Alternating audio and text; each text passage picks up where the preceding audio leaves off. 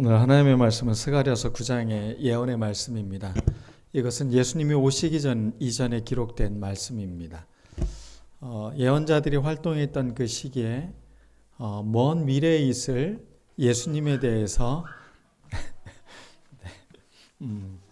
우리에게 예언을 해주셨던 말씀들이 성취되는 것을 보는 것은 성경에서 굉장히 놀라운 일들입니다. 이제 우리가 대통령 선거를 앞두고 있습니다. 여러분은 어떤 리더가 우리의 대통령이 되기를 바라십니까? 정치적인 성향이 아니라 이런 리더가 되면 참 좋겠다라는 생각을 오늘 말씀을 통해서 좀 생각해 봤으면 좋겠습니다. 마음이 온유하고 겸손한 사람. 그래서 우리가 분쟁과 갈등이 아니라 우리가 참 평안하고 쉼을 얻을 수 있는 그런 좋은 리더가 우리에게 뽑혔으면 좋겠다라는 그런 마음이 들었습니다. 오늘 예수님을 생각하면서 우리에게 어떠한 리더가 바로 이런 거에 부합할지 여러분들 마음에 좀 잘 선택할 수 있는 그런 기회가 되었으면 좋겠습니다. 오늘은 종려주일입니다. 왕의 입성일이라고 하죠. 종려주일을. 그러니까 종려주일 날에는 여기 있는 게 무슨 나무인지 혹시 아십니까? 네, 종려나무 잎이죠. 그러니까 저 잎사귀를 들고서 예수님이 오시는 거를 이렇게 환영하면서, 이게 종려나무가 아닌가요? 네, 이 잎사귀를 들고 환영을 해주시는 겁니다. 사람들이 왕의 입성을 기다릴 때면 뭔가 백마를 타고 좀 위험 있고 군사들을 뒤에 거느리고 이렇게 멋지게 와야 될 텐데 예수님은 나귀를 타고 그렇게 소소하게 들어오십니다. 제가 AI에게 그림을 좀 그려달라고 그랬어요. 제가 영화에서 봤던 한 장면을 커트를 해서 이거를 제가 좋아하는 화가의 이름을 치고 그 사람의 그 그림의 화풍으로 좀 그림을 만들어 달라 그랬더니 이런 그림을 만들어 줬어요.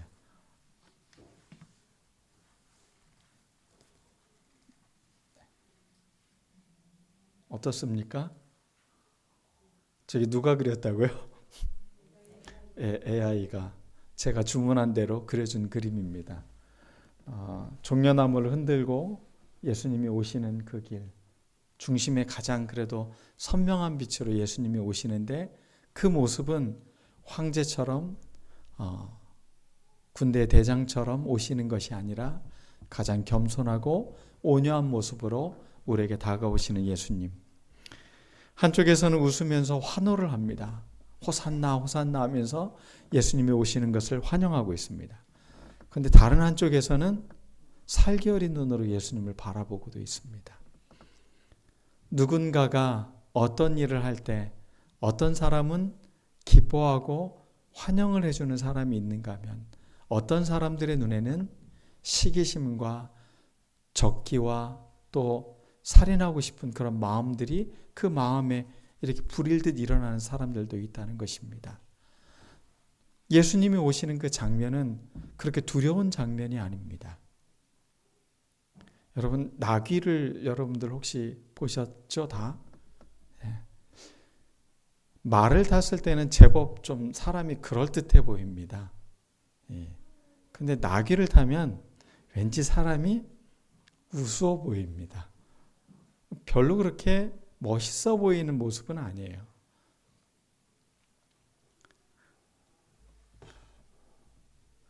예수님이 이 땅에 오신 것은 우리의 예상을 뒤엎는 방식으로 이 땅에 오셨습니다. 예수님이 만약에 이 땅에 오신 모습이 궁궐이나 황제의 모습으로 왔다면 우리가 보통 왕으로서 기대하는 모습, 그런 모습일 겁니다. 그런데 예수님은 가장 낮은 모습으로 이 땅에 오셨어요. 그리고 아주 갈릴리 시골에서 사셨어요. 나사렛이라는 그 동네에서 나셨고, 그리고 그의 출생과 그 신분을 봐도 그는 대단한 집안의 사람이 아니셨어요. 그리고 예수님이 예루살렘 성을 입성하는 그 장면에서 보면 예수님의 모습에서 어느 누구도 위대하거나 멋지거나 어떤 우리가 동경하는 왕으로서의 모습은 찾아볼 수가 없습니다. 예수님의 왕의 모습은 강한 모습이 아니라 겸손의 모습이었습니다. 그분은 이 세상 어떤 권력자보다도 더 높은 분이셨지만 가장 낮고 가장 조용한 방식으로 이 땅에 찾아오셨습니다. 그래서 그런지 사람들은 예수님에게 별로 매력을 느끼지 못합니다. 오늘날도 마찬가지인 것 같습니다. 사람들은 크고 화려하고 뭔가 힘 있어 보이면 거기에 몰려듭니다. 그런데 작고 별 매력 없어 보이면 거기에는 사람들이 관심을 갖지 않습니다. 아마 예수님이 오늘날 오셨다면 TV 출연하셨을까요? 그러지 않으셨을 것 같아요. 그렇게 대중적인 모습으로 주님은 이 땅에 오신 것이 아니라 어떻게 보면 낮은 모습으로, 그렇게 매력적이지 않은 모습으로 이 땅에 오셔서 진짜 참 왕은 어떤 모습이어야 되는지 우리에게 알려주고 있다는 것입니다.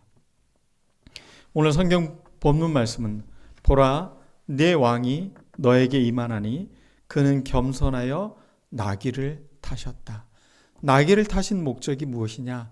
그분은 겸손하기 때문이다 라고 수식어를 해주고 있는 것입니다. 겸손한 예수님, 나귀를 타신 예수님은 바로 겸손하셨다는 이야기입니다. 왕이라는 단어에 붙는 수식어구어에는 참 어울리지 않는 단어가 바로 이 겸손이라는 단어일 것입니다. 왕은 위엄이 있어야 됩니다. 그래서 모든 단어도 왕에게 쓰는 단어는 우리나라에서는 호칭도 다 바꿨어요. 옷이라고 하지 않고 어이라고 했고 뭐 이런 식으로 왕에게만 쓰는 단어들이 있었죠. 골룡포를 입고 뭐 우리가 잘 쓰지 않는 단어들을 그렇게 사용하면서 왕의 위엄을 강조했던 것이 우리들의 왕의 모습이었죠. 보라 너의 왕이 너에게 임하신다. 그분은 우리에게 아주 겸손한 모습으로 이 땅에 오셨다는 겁니다. 강력한 지도자의 모습이 아니라 로마의 압제에서 해방시킬 수 있는 해방자가 아니라 낮은 모습으로 겸손한 모습으로 이 땅의 진짜 힘이 무엇인지를 우리에게 알려주고 있다는 그 예수님의 모습입니다. 저는 이 복음서 이 부분을 읽으면서 그 모습을 이렇게 가끔 상상을 해봅니다. 그런데 아무리 생각해봐도 이거는 개그예요. 이거 왕의 입성이라고 말할 수 없어요. 그건 조크에 가까운 거라고 생각이 들어요. 아니 어떻게 왕이 그 나귀를 타고 그것도 나귀 새끼를 타고 뒤뚱뒤뚱한 모습으로 예루살렘 성을 입성하는데 사람들이 호산나라고 외쳤을까? 그 모습도 참 신기한 모습이었어요. 군림하는 왕, 슈퍼파워를 갖고 있는 왕이 아니라 어떻게 보면 서비스맨으로 이 땅에 오신 거예요.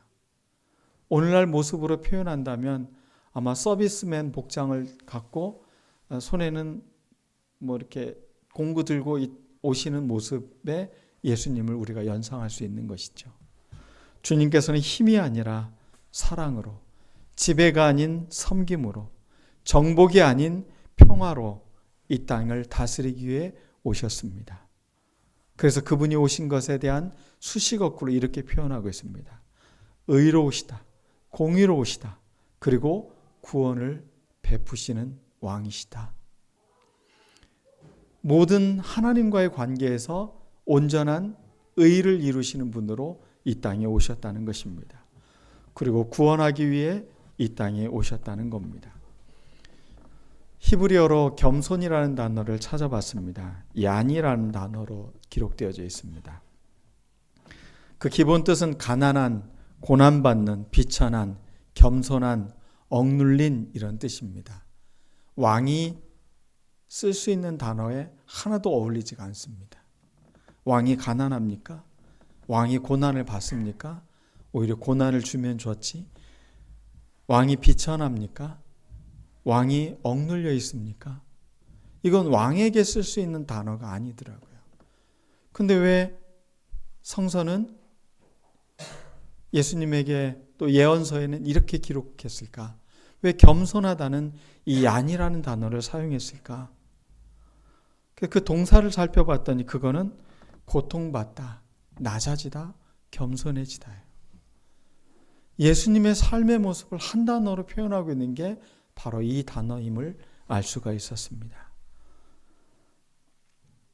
예수님은 이 일을 사건으로 해서 이제 십자가의 고난의 길을 한 걸음 한 걸음 걸어가십니다. 왕의 입성이면 탄탄대로가 열리고 왕관이 씌워지고 명예로운 그 길일 것 같은데 예수님의 이 길은 십자가의 길의 시작이었다는 겁니다. 우리는 가끔 겸손한 척을 참 잘합니다. 근데 예수님의 이 모습을 보면서 우리는 부끄러울 수밖에 없습니다.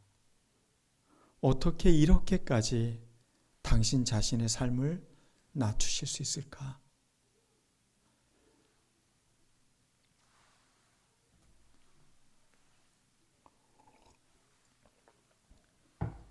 당신이 창조한 세상에 그 당신이 만든 피조물인 인간에 의해서 그렇게 처참히 짓밟히고 십자가의 처형을 당하는 그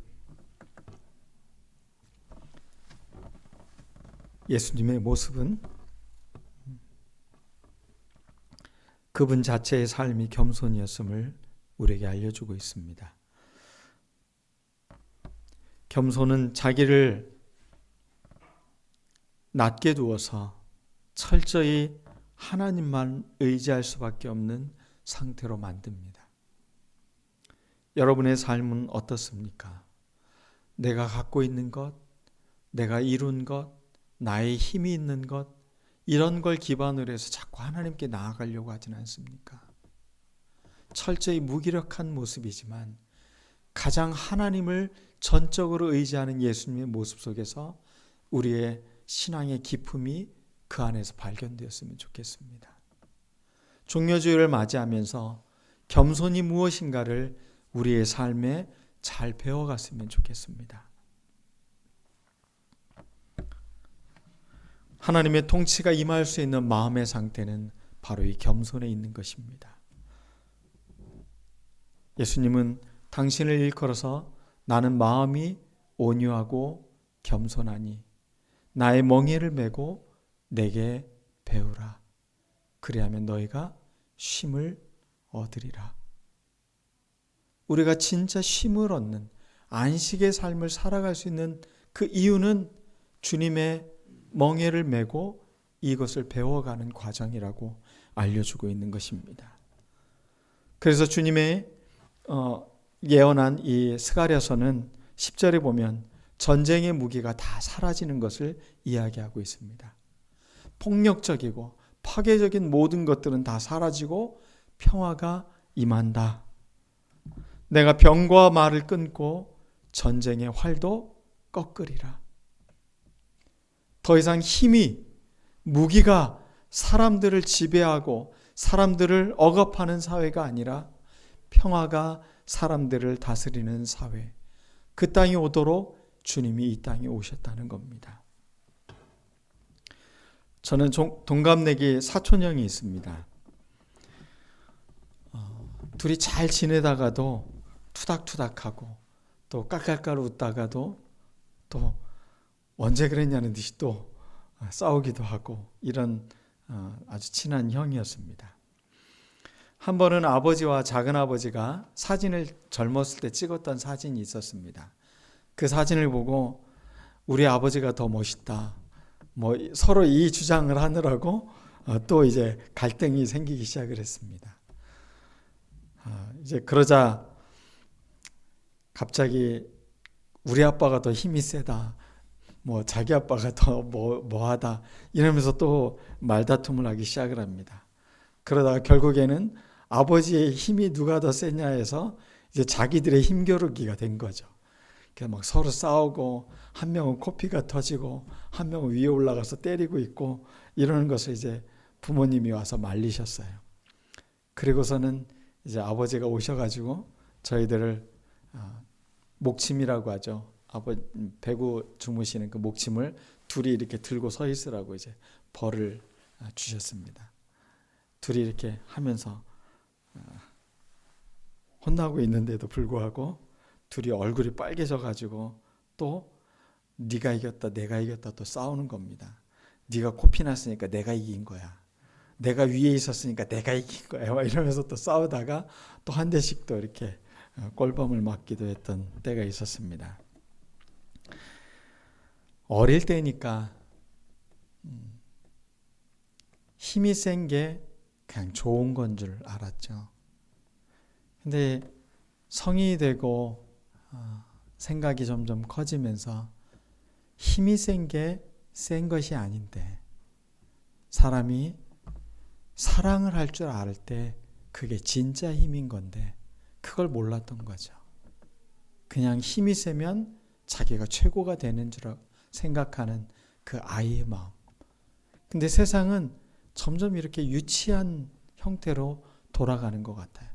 마치 아이들 싸움처럼 그렇게 우리가 더 세, 우리나라가 더 좋아 이러면서 아이들 싸움처럼 이렇게 변화되고 있는 것 같습니다. 한 목사님은 하나님의 평화는 무기의 침묵에서 시작된다라는 말씀을 하셨어요. 참 멋진 말인 것 같아요.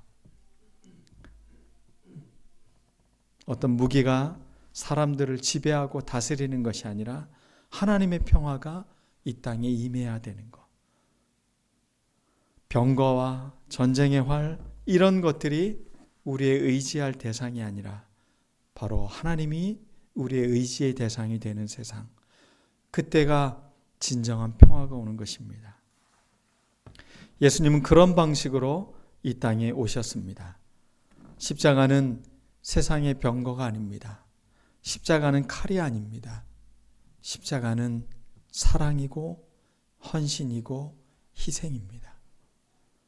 우리는 십자가를 묵상하면서 자꾸 우리 마음속에 어떤 힘에 대한 동경이 있어서는 안 될 것입니다. 다시 한번 섬김으로 사랑으로 누군가에게 이런 마음으로 다가갈 수 있는 마음, 우리도 이 마음을 본받는 우리가 되어야 될 것입니다. 그분은 십자가의 사랑으로 온 세상을 이기셨습니다. 칼로 지배한 모든 나라들이 다 망했습니다. 알렉산더 대제, 징기스칸, 우리가 알고 있는 그런 많은 대제국을 형성했던 사람들 모두 다 망했습니다. 그러나 예수 그리스도의 복음이 전파되는 하나님의 나라는 지금도 견고히 서 있는 것입니다. 오늘 예수님은 십자가를 향한 첫걸음에 입성을 하신 겁니다. 사람들은 큰 기대감을 갖고 예수님의 입성을 기대했지만 예수님은 그 길이 십자가의 길임을 알려주고 있습니다. 그것은 고난과 죽음의 길인 것입니다. 스펄전 목사님이라는 유명한 목사님이 계십니다. 그분이 나는 칼을 든 왕보다 십자가를 지신 왕을 더 사랑합니다. 나는 부귀영화를 약속하는 왕보다 죄를 사하신 그 왕을 더 의지합니다. 그는 나귀를 타셨고 십자가로 가셨습니다. 그러나 그분은 영원한 통치자이십니다. 그분은 마음이 온유하고 겸손한 분으로 우리에게 다가오십니다. 그리고 나의 멍에를 메고 내게 배워라. 그래야만 너희 마음이 쉼을 얻을 것이다. 오늘 이 말씀이 우리의 삶의 길을 다시 한번 걸어갔으면 좋겠습니다. 나의 마음이 쉼을 누리질 못하고 진정한 평화를 이루지 못하고 갈등하고 자꾸 부딪히는 이유가 무엇일까를 여러분들이 잘 생각해 보았으면 좋겠습니다. 여러분이 기대했던 예수님은 어떤 분이셨습니까? 여러분의 기대 방식으로 신앙생활을 해서는 안 됩니다. 예수님이 보여주신 이 삶의 방식을 우리는 살아내야 하는 것입니다. 여러분의 손에 들려진 병거와 활과 무기는 무엇이 있습니까? 여전히 그것이 나를 지켜줄 거라고 생각하고 그게 나를 보호할 거라고 생각하는 게 무엇이 있습니까? 거기에 매달려 있으면 우리는 평화롭지 못합니다. 우리는 그것을 뛰어넘어야 합니다. 주님이 주신 온유함, 그 겸손함으로 우리의 마음을 배워야 하는 것입니다. 그러면 그분의 통치는 바다에서 바다까지 땅끝까지 이를 것이다 라고 말씀하고 있는 것입니다. 말씀을 마치겠습니다. 여러분의 삶에 기대하고 있는 리더상은 어떤 상입니까? 그리고 여러분은 무엇이 여러분의 삶을 이끌어간다고 생각을 하고 계십니까?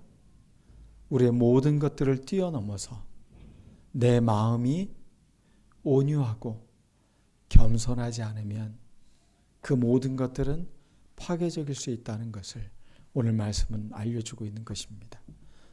우리 온유함과 겸손함을 잘 배워서 우리의 한 주간의 삶이 진정한 쉼의 시간이 되길 원합니다.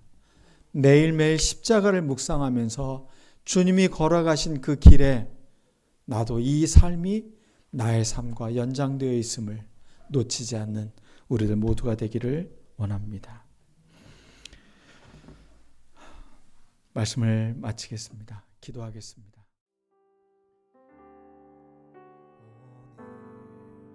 이곳에 계신 성령님 우리에게 말씀하시고 우리를 가르치소서. 닫힌 우리 맘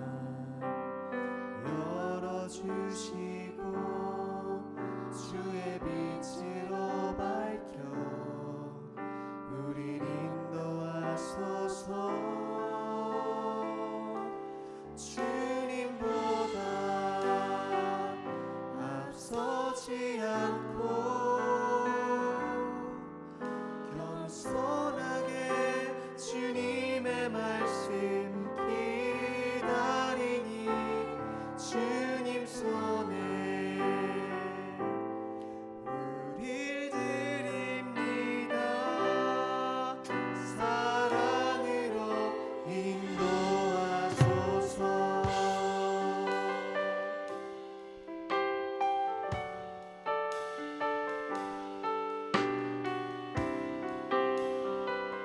다시 한번 진심으로 고백해 보실까요?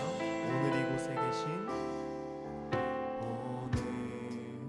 이곳에 계신